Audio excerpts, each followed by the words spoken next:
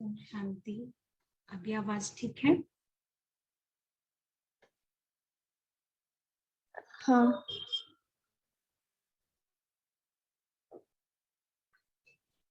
30/7/1970 के महावाक्य बाबा की हम पढ़ रहे थे। मुरली का टाइटल था महारथी अर्थात महानता। महारथी अर्थात महानता। तो ये हाफ मुरली हमने लास्ट टाइम पढ़ी थी। तो इसमें बाबा ने कहा था कि महारथी अर्थात महानता हर बात में, सिर्फ संकल्पों में नहीं, यानी कि हम अच्छे अच्छे संकल्प लें लेकिन बोल और कर्म भी महान। और बाबा ने महारथी आत्मा की स्टेज बताई थी। महारथियों की स्टेज क्या होगी कि उनको जो संकल्प उठेंगे वह सिद्ध स्वरूप ही होंगे, अर्थात वो कर्म में जरूर आएंगे।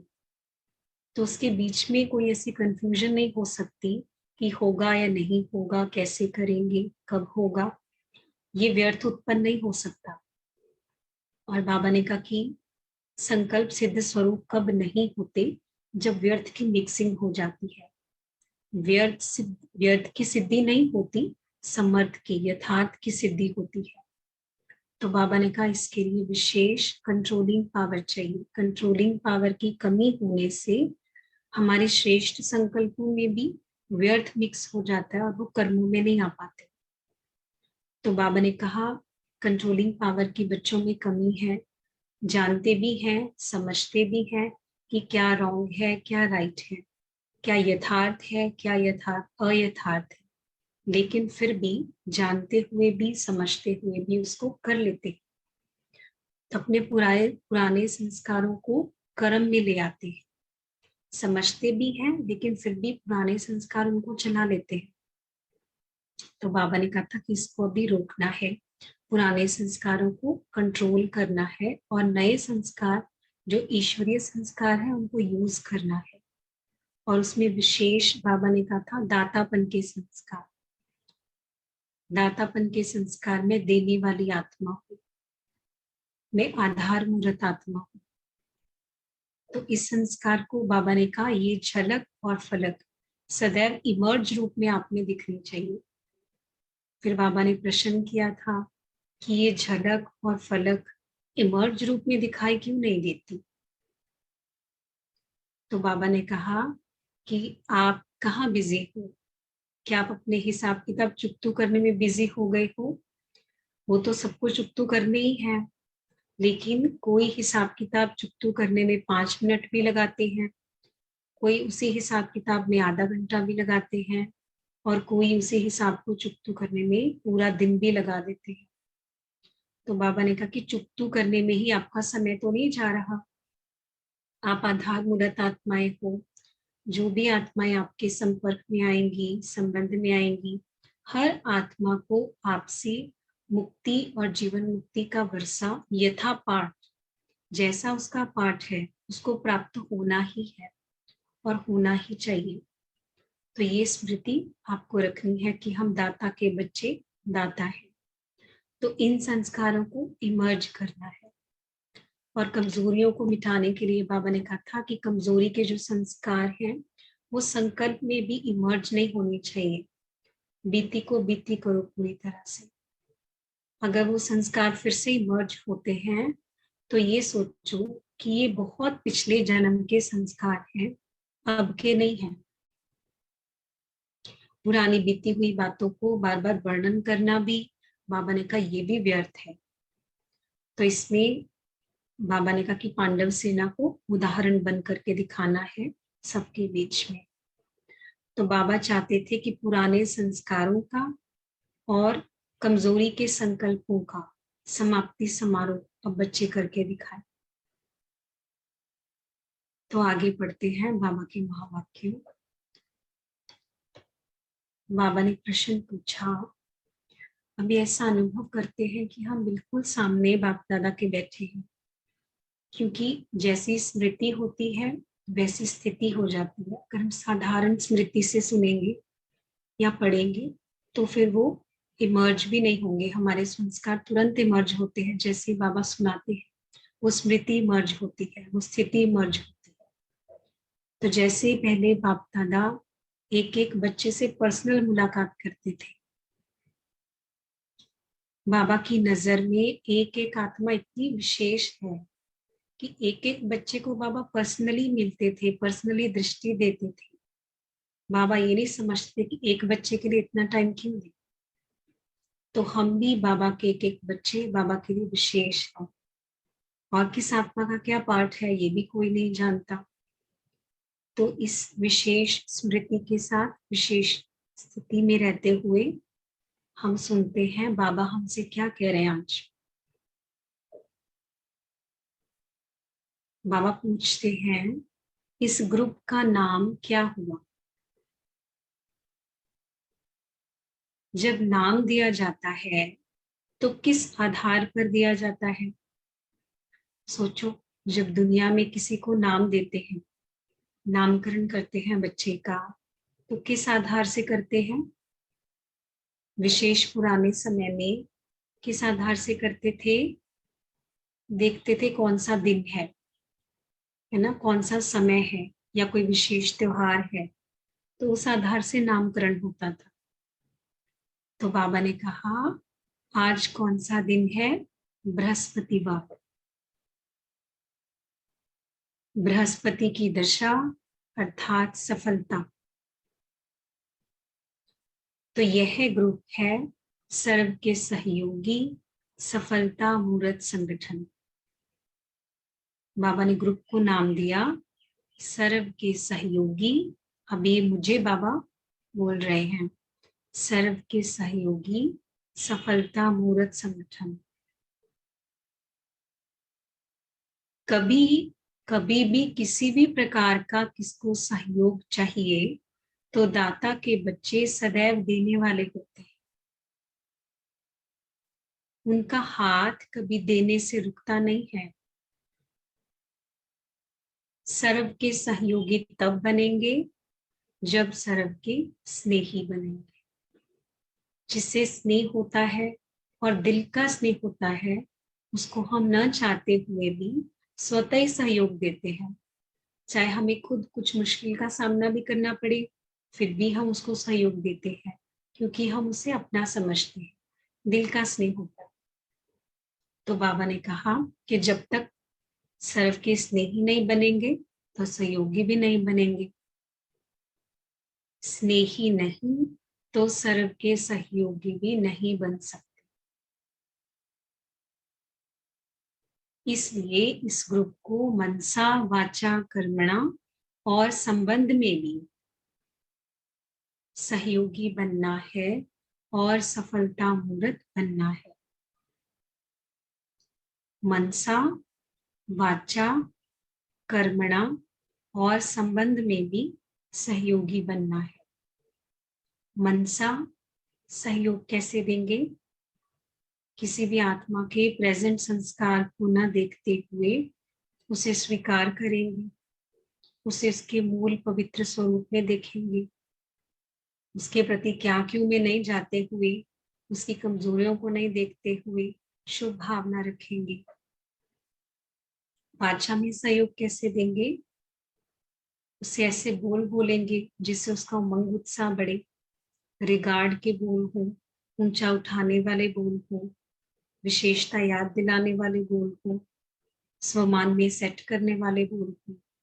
तो ये भी बहुत बड़ा सहयोग होता है। कोई आत्मा दिल शिकस्त है और हम उसे स्वमान की सीट पर सेट कर दें, तो ये बहुत बड़ा सहयोग होता है। फिर कर्मणा में, कर्मणा में भी अपने एक्शन से भी हम जो किसी आत्मा की मदद कर सकते हैं, जो उसे सहयोग दे सकते हैं, और संबंध में भी सहयोगी बनना है और सफलता मूर्त बनना है। इसलिए कहा कि सर्व सहयोगी सफलता मूर्त संगठन। समझा? सर्व का सहयोगी बनने के लिए अपने आप को मिटाना भी पड़ता है। अभी विशेष बात कही बाबा ने, सर्व का सहयोगी बनने के लिए ये बहुत ही एक बहुत जरूरी रिक्वायरमेंट है विशेष ब्राह्मण परिवार में और ऊंच पद पाने के लिए, सर्व का सहयोगी बनना। और इसके लिए बाबा कहते हैं अपने आप को मिटाना पड़ता है। अपने आप को मिटाना अर्थात पुराने संस्कार, पुरानी बुद्धि इंटरफेयर करती है। ये हमें सहयोग नहीं देते तो हम क्यों दें, ये हमारे साथ ऐसा करते हैं तो हम क्यों करें, है ना। तो बाबा ने कहा फिर अपने आप को मिटाना पड़ेगा, तभी हम सर्व के सहयोगी बन पाएंगे। इस कार्य से हटेंगे नहीं तो अपने को मिटाना अर्थात अपने पुराने संस्कारों को मिटाना। पुराने संस्कार ही सर्व के सहयोगी बनने में विघ्न डालते हैं, तो अपने पुराने संस्कारों को मिटाना है। तो कोई भी बात आई, किसी आत्मा का गुण देखा, दिखाई दिया, तो तुरंत पहले तो डिसाइड करें कि ईश्वरीय बुद्धि क्या कहती है,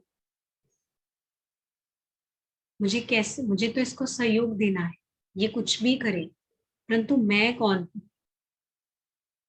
तो मुझे कौन सा संस्कार एक्शन में लेके आना है। चलो भले अंदर अंदर यहाँ पे तो हलचल भी हो सकती है अंदर ना मन में, लेकिन मैं एक्शन में वही करूं जो ईश्वरीय बुद्धि कहती है।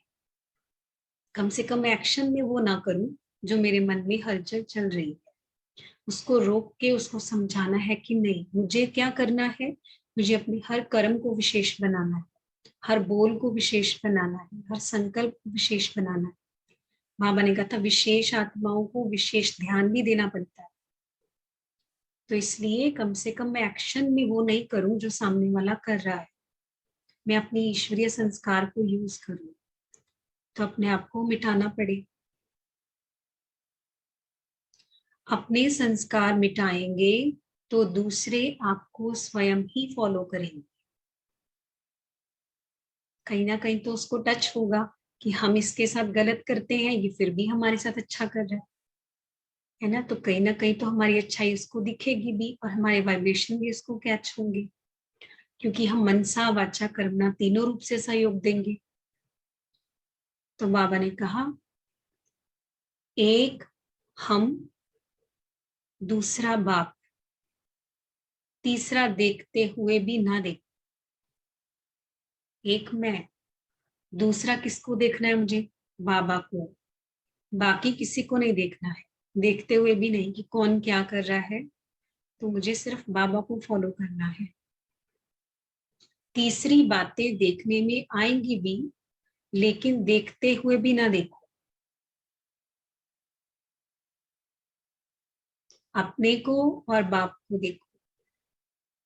अब ये तो लिख लेना चाहिए कहीं, तीसरी बातें देखने में आएंगी, ऐसा नहीं कि नहीं आएंगी, लेकिन देखते हुए भी ना देखो, सिर्फ अपने को देखो, मैं कौन हूं और मुझे किसको फॉलो करना है, बाप को देखो।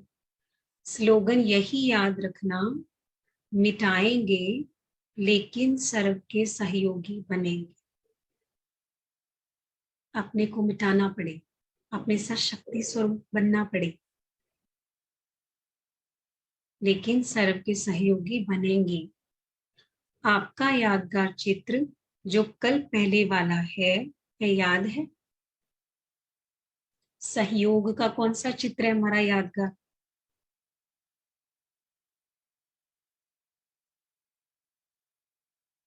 तो बाबा ने कहा गोवर्धन पर्वत का।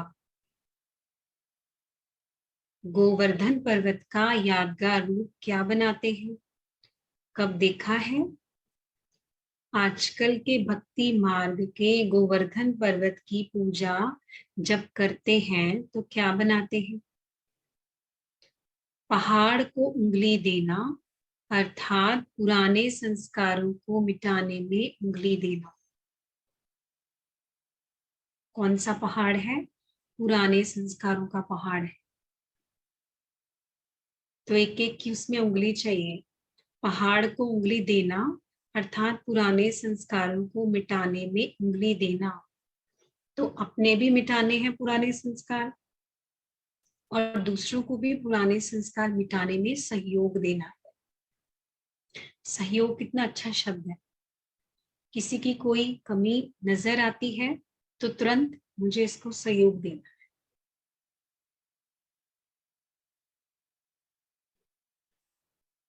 तो पहले, सबसे पहले तो मनसा ही चेंज हो जाती है हमारी सीधा।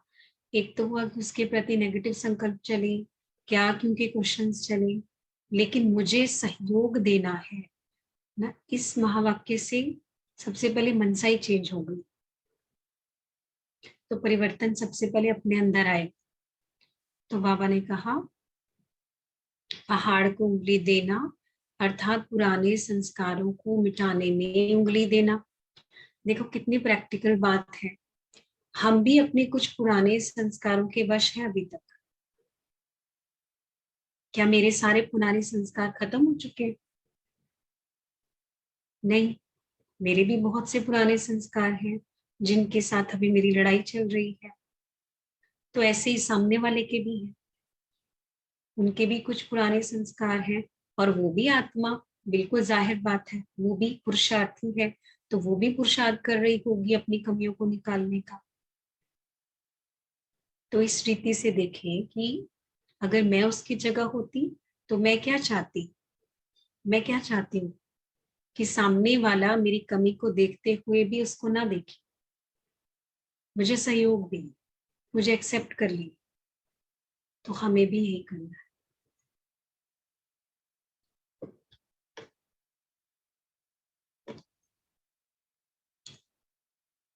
पहले यह पहाड़ उठाना है, तब यह कलयुगी दुनिया बदल, फिर नई दुनिया बनेगी। कोई भी स्लोगन स्मृति में रखो। देखो कितने सारे बाबा ने स्लोगन बता दिए। एक तो अभी बताया, मिटाएंगे लेकिन सर्व के सहयोगी बनेंगे। मिटाएंगे लेकिन सर्व के सहयोगी बनेंगे, है ना। मैं सहयोगी आत्मा, मैं दाता का बच्चा, दाता। तो कोई भी स्लोगन याद रखो, बाबा कहते यह भी अच्छा है, लेकिन स्लोगन का स्वरूप बनना ही है। यह तो एक साधन है, लेकिन साधन से स्वरूप बनना अच्छा है। स्लोगन याद रखना एक साधन हुआ, लेकिन उस साधन से फिर स्वरूप भी बनना है। माला के मणके कौन सी विशेषता से बनते हैं? बाबा ने बहुत सारी मुरलियों में ये बताया है। अभी कुछ संडे पहले भी आई थी मुरली कि बाबा माला बना रहे थे लेकिन बनती नहीं थी, मोती रह जाते थे हाथ में ही बाबा के। तो माला किस विशेषता से बनती है, बताएंगे आप में से कोई? माला किस विशेषता से बनती है?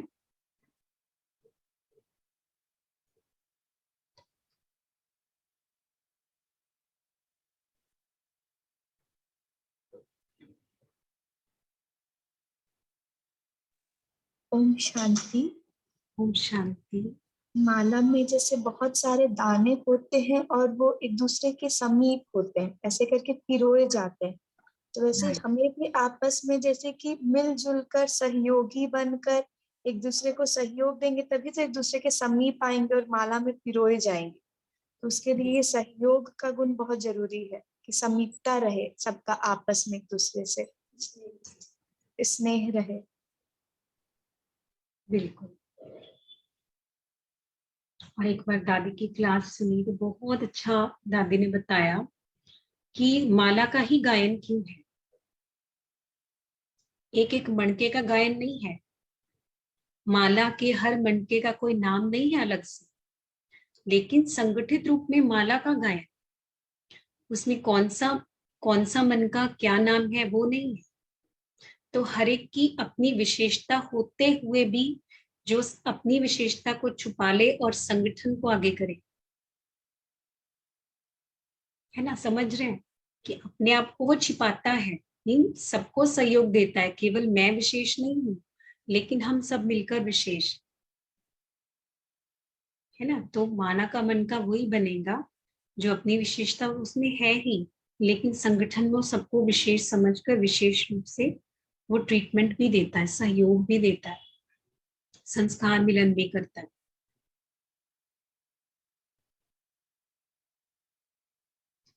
तो मणकों की विशेषता यही है जो एक मत होकर एक ही धागे में पिरोए जाते, एक की ही लगन, एक रस स्थिति और एक मत, तो सब एक ही एक है ना। एक की ही लगन, एक रस स्थिति और एक मत, तो सब एक ही एक। एक जैसे मणके हैं तो एक धागे में पिरोए जाते हैं ना। देखो माला में भी एक जैसे मणके पिरोए जाते हैं, छोटे छोटे मणकों की माला अलग होती है, एक जैसे होते हैं सभी।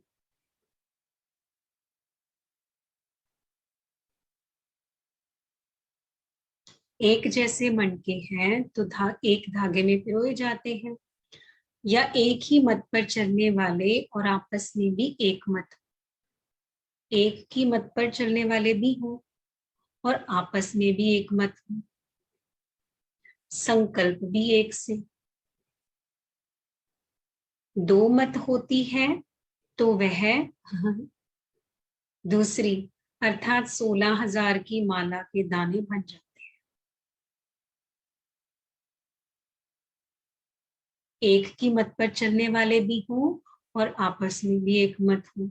अगर दो मत हो जाती है तो बाबा कहते हैं माला चेंज होके वो 16,000 की माला के मणके बन जाते हैं।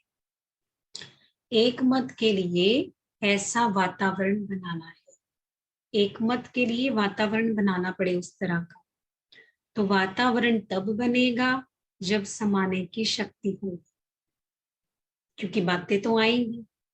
ऐसा तो हो नहीं सकता कि संगठन में 4 लोग भी होंगे तो चारों की बिल्कुल एक मत हो जाए, पॉसिबल नहीं है। और हर एक अपने को ही सही समझता है, हर एक को लगता है कि मैं तो सही हूँ, मैं ठीक कह रहा हूँ। तो इसके लिए क्या चाहिए? समाने की शक्ति चाहिए। मानो कोई बात में भिन्नता हो जाती है, क्योंकि यथा योग्य यथा शक्ति तो है ना, हर एक की योग्यता भी अलग है, हर एक की शक्ति भी अलग है। तो कोई बात में भिन्नता हो जाती है तो उस भिन्नता को समाओ। अब समाना दो रूप से भी है, एक तो अपने अंदर भी उसके बारे में बहुत थॉट्स नहीं चलाओ कि इट्स ओके, ठीक है, हर एक का अपना अपना पॉइंट ऑफ व्यू है, हर एक का अपना अपना नजरिया हो सकता है और होता ही है और होना ही है। उसको संभालो और फिर उसका कहीं वर्णन भी नहीं करो। तो अगर अपने अंदर ही संभाल लिया पहले, तो अपने अंदर ही उसको ज्यादा चिंतन नहीं किया, फिर तो वर्णन में भी नहीं आएगा। और अगर जितना अपने अंदर चिंतन बहुत करेंगे फिर वर्णन में भी जरूर आएगी वो बात। तो उसको संभालो। बाबा ने कहा ऐसे वायुमंडल बनाना है, और एक आत्मा भी उस वायुमंडल को भंग कर सकती है। इसलिए एक एक का महत्व है संगठन में। समाने की शक्ति चाहिए, तो ऐसी आपस में एकता से ही समीप आएंगे। सर्व के आगे दृष्टांत रूप बन जाएंगे। सब में अपनी अपनी विशेषता होती है, सब में अपनी अपनी विशेषता है, किसी की कोई विशेषता है, किसी की कोई विशेषता है। कोई भी हो उसकी विशेषताओं को देखो तो विशेष आत्मा बन जाए। कमी को तो बिल्कुल देखना ही नहीं है। देखो एक संगठन में, हमारे सेंटर पर भी देख लो, जितनी भी ब्राह्मण आत्माएं आती हैं, किसी दिन बैठ के देखना हर आत्मा की क्या क्या विशेषता है, बहुत अच्छा लगेगा। तो बैठ के देखना इस आत्मा की क्या विशेषता, इस आत्मा में क्या विशेषता है। तो कई बार किसी की कुछ कमी दिखती भी है ना, तो वो मन से चित्त से हट जाएगी, फिर उसी विशेषता से उसको टैग कर दो कि ये वाली आत्मा है, विशेषता का लेबलिंग करो। सबकी अपनी अपनी विशेषता होती है, कोई भी हो उसकी विशेषताओं को देखो, विशेष आत्मा बन जाएंगे। कमी को तो बिल्कुल देखना ही नहीं है। जैसे चंद्रमा अथवा सूर्य को ग्रहण लगता है ना कि नहीं देखना चाहिए, कितना सुंदर बाबा ने एग्जाम्पल दिया। ग्रहण लगता है तो देखते नहीं है चंद्रमा को, सूर्य को देखते नहीं है क्योंकि उसको ग्रहण लगा, नहीं तो ग्रहचारी बैठ जाएगी। तो किसकी भी कमी ग्रहण है। इस एग्जाम्पल को मन में बिठा ले तो कितना पक्का हो जाए। मैं क्या देख रही हूँ? ग्रहण को देख रही हूँ। तो किसकी भी कमी ग्रहण है। भूल से भी कोई ने देख लिया तो क्या हो जाएगा? मेरे ऊपर ही ग्रहचारी बैठ जाए। उसका तो कुछ भी बिगड़ने वाला नहीं है, लेकिन मेरे ऊपर क्या हो जाएगा? ग्रहचारी बैठ जाएगी। तो सच्चा सोना बनना है ना। किसी आत्मा से लगाव होगा तो भी उसकी याद आएगी, लेकिन किसी से टकराव होगा फिर भी तो उसकी याद आएगी ना। जिसके प्रति मन में खींचतान चलती होगी उसका भी चिंतन चलता रहेगा, तो अपना बाबा से कनेक्शन नहीं जुटेगा फिर उस आत्मा का। अपने को फ्री रखना बहुत जरूरी है बाबा से कनेक्शन के लिए। हर तरफ से हल्का, संबंध संपर्क में भी हल्का। तो सच्चा सोना बनना है। जरा भी खाद होगी तो वही देखने में आई। थोड़ा सा भी दाग रह गया आत्मा में, कोई एक कमी भी रह गई, किसी एक आत्मा के लिए भी मन में नेगेटिव पकड़ा हुआ है हमने, किसी एक के लिए भी खींचतान है मेरे मन में, थोड़ी सी भी टकराव की स्थिति है किसी के साथ, तो क्या हो गया? वो फिर सच्चा सोना नहीं हुआ, वो खाद हो गई। और फिर वही हाईलाइट होगी, वही देखने में आएगी, विशेषताओं को दबा देगी। होता भी है, हम सबको अनुभव है इसका, है ना। हमारे में कितनी विशेषताएं होंगी, लेकिन वो एक छोटी सी जो कमी होगी वो हमारी सारी विशेषताओं को दबा देगी। अपने को ऐसा चेंज करो जो दूसरों पर प्रभाव पड़े। धक से चेंज करना है। एकदम न्यारे बनो तो औरों का लगाव भी खुद ही टूटता जाएगा। लास्ट लाइन में बाबा ने कितना बड़ा रहस्य बताया। कई बार हम सोचते हैं या कहते भी हैं कि हमारा उनसे लगाव नहीं है, पर उनका हमारे से बहुत लगाव। हमारा बच्चों से नहीं है, हम तो नहीं करेंगे, पर उनका बहुत है हमारे से लगाव, तो क्या करें? तो बाबा कहते हैं आप एकदम न्यारे बन जाओ। मतलब मोह नहीं होना चाहिए, केयर भी करना है, संभालना भी है, सबको रिगार्ड भी देना है, लेकिन न्यारे बन जाओ आप अंदर से, तो उनका भी लगाव खुद ही टूटता जाए, उनका भी टूटेगा। अच्छा, ओम शांति। बहुत ही साधारण रीति से, सिंपल वे में आज बाबा ने बहुत गूढ़े बातें समझाई, तो बहुत ही प्रैक्टिकल आज की भी मुरली रही। बहुत सी बातें बाबा ने बताई। आज संगठन को बाबा ने नाम दिया सर्व के सहयोगी सफलता मूर्त संगठन। आज हमें बाबा ने नाम दिया, मुझे बाबा ने नाम दिया। और हर बात में कुछ भी हो जाए, अपने को मिटाना भी पड़ेगा। अपने पुराने संस्कार सहयोग देने में बाबा ने कहा सबसे बड़ा विघ्न बनते हैं, लेकिन जब तक सहयोग का संस्कार नहीं होगा, संस्कार मिलन करने की आदत नहीं होगी, तो माला के मन के भी नहीं बन सकते। एक मत नहीं होंगे, दो मत हो गए तो माला चेंज होके 16,000 की माला बन जाती है। तो कुछ भी हो जाए अपने को मिटाएंगे, लेकिन सहयोग अवश्य देंगे। मैं सहयोग देने वाली आत्मा हूं। और मनसा वाचा कर्मणा और संबंध में चारों रूप से मुझे सहयोग देना है, और हर आत्मा को देना है, चाहे वो लौकिक में है मेरे संबंध में, चाहे अलौकिक परिवार की है। और बाबा ने चित्र की भी याद दिलाई कि हमारे सहयोग का ही यादगार है, गोवर्धन पर्वत का यादगार है। तो हमने दिया है सहयोग, तभी तो वो यादगार बना है। तो अपने अपने संस्कारों को भी मिटाने में सहयोग देना है, और दूसरे के कमजोर संस्कारों को मिटाने में भी सहयोग देना है। तो बाबा ने कहा ऐसा वातावरण क्रिएट करना है, सहयोग का वातावरण क्रिएट करना है। लेकिन उसके लिए क्या चाहिए? बातें तो आएंगी, उसके लिए समाने की शक्ति चाहिए। किसी में कोई भिन्नता नजर आती है तो उसको समाना है। यथा योग्य यथा शक्ति सब है, देखो इस पॉइंट को याद रखो। हर आत्मा यथा योग्य और यथा शक्ति अच्छा ही कर रही है, अपना बेस्ट कर रही है। वो जानबूझ के कोई कमी नहीं करती है, जानबूझ के अपने संस्कार कोई नहीं चाहता कमजोरी के। हर आत्मा पुरुषार्थ ही तो कर रही है ना। हर आत्मा का पुरुषार्थ, इस पुरुषार्थी जीवन में जो भी बाबा का बच्चा बना है, बाबा की मुरली आई थी ना, उसमें कोई विशेषता नहीं है चाहिए, पर एक विशेषता तो हर एक में है कि उसने बाप को पहचाना है, बाबा के साथ उसका प्यार है, बाबा का बनने की और ब्राह्मण जीवन में चलने की हिम्मत की है उसने। ये भी बहुत बड़ी बात है। तो अर्थात इसका जो पुरुषार्थ है वो भी किसकी तरफ है? अपनी कमजोरियां मिटाने की तरफ ही है। तो उसको सहयोग देना है, कमी को बिल्कुल नहीं देखना है। बाबा ने सुंदर एग्जाम्पल दी, हम याद रखेंगे। किसी की भी कमी को देखना अर्थात जैसे ग्रहण को देखना, जैसे चांद और सूर्य को ग्रहण को देखते हैं तो ग्रहचारी बैठ जाती है। तो अगर हम भी किसी की कमियों को देखेंगे तो हमारे ऊपर ग्रहचारी बैठ जाएगी, इसको याद रखना है। और थोड़ी सी भी कमी अगर हमारे अंदर आ गई, किसी की कमी हमारे चित्त पे बैठ गई, तो वो हमारी सारी विशेषताओं को दबा देगी, सच्चा सोना नहीं कहला सकते। तो इस तरह से हमें अपने आप को चेंज करना है। विशेष बाबा ने आज सहयोग की शक्ति के बारे में हमें बताया। आप में से कोई कुछ पॉइंट शेयर करना चाहेगा?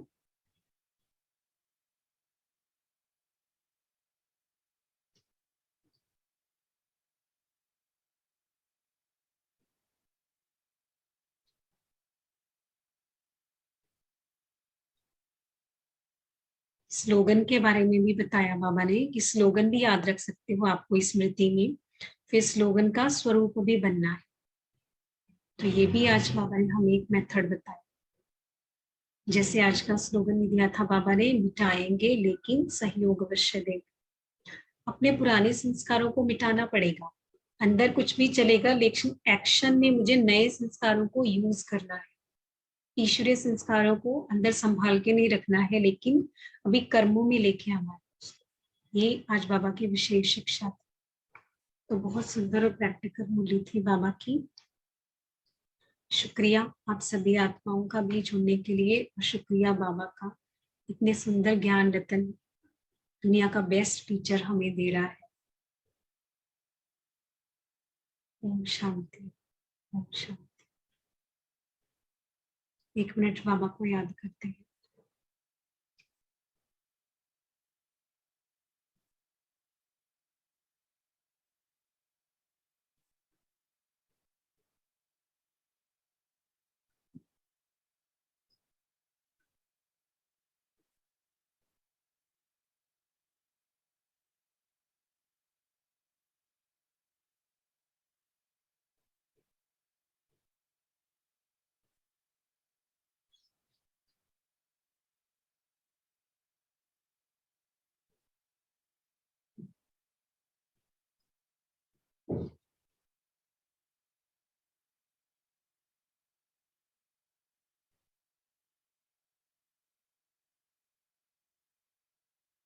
ओम शांति।